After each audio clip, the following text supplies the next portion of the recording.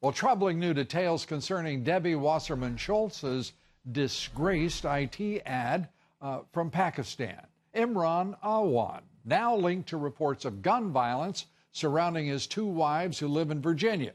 Awan, currently set to strike a plea deal on bank fraud charges, transferring money from the Congressional Federal Credit Union to Pakistan before he tried to flee the country. Joining us tonight, Daily Caller investigative reporter Luke Rosiak. Great to have you with us. Luke, you've done an outstanding job, you and the Daily Caller, in reporting on this story. But yours is a lonely voice in all of this. Debbie Wasserman Schultz, I mean, it looks like she would be subject to a number of charges. Where first is she in all of this?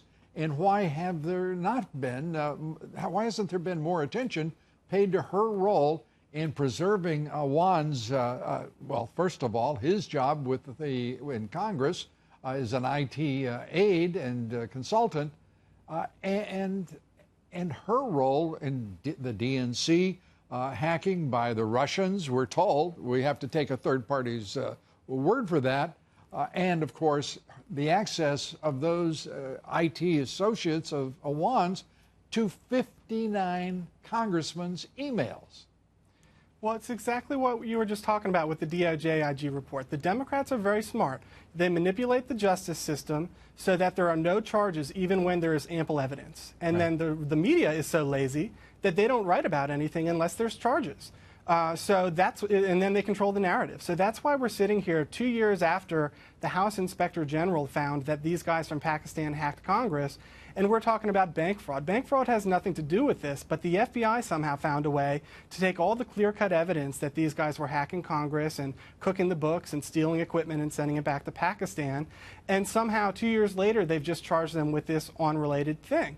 There's a letter from the head of the Capitol Police dated February 2017 that says that after they identified this server, the House Democratic Caucus server, as having been hacked, it was stolen. So we're going backwards here with the FBI. So one of the things that the Awan case tells you is that what we saw with the IG report into Hillary Clinton is that's not a one-time thing. This is how they do it at the FBI. There's two tiers of justice. There's the one where they knock down your door at 3 in the morning, yep. And then there's the one where when you're on Team Clinton, when they don't put you under oath, they don't interview anyone, they don't execute any search warrants. And so that's what we've seen here. And I think we're going to see... It's very clear from the IG report, even though it eludes him in his conclusions and recommendations. It's very clear that the FBI is a democratically controlled agency with Obama holdovers in very important places and the leadership of the FBI.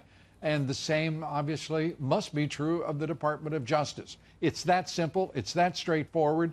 And anyone in this administration or anyone in the House of Representatives or the Senate who do not understand that they are engaged in a war with both the deep state and the left is simply not paying attention. I want to turn to Hillary Clinton. Imran Awan's attorney is a former close aide to both Bill and Hillary Clinton. What is going on here? Yeah, so months before he was ever charged with anything, he had this top personal aide to Bill and Hillary Clinton serving as his attorney, desperately trying behind the scenes to avoid him being charged. And now, bizarrely, this Clinton aide, former Clinton aide, has hired Imran Awan onto the staff of his law firm.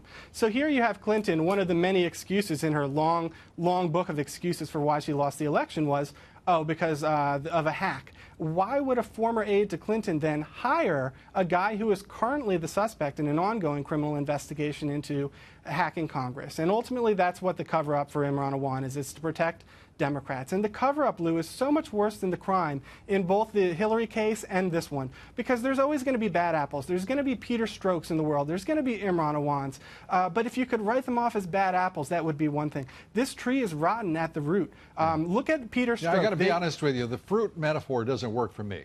This is rampant, unprecedented corruption in the FBI, for God's sake, in the Department of Justice. And there is no way in which I will sit here, Luke. I know you don't mean in any way to diminish the import or the gravity of what we're talking about. But my God, man, this is unprecedented. This is a scandal of such immense proportions.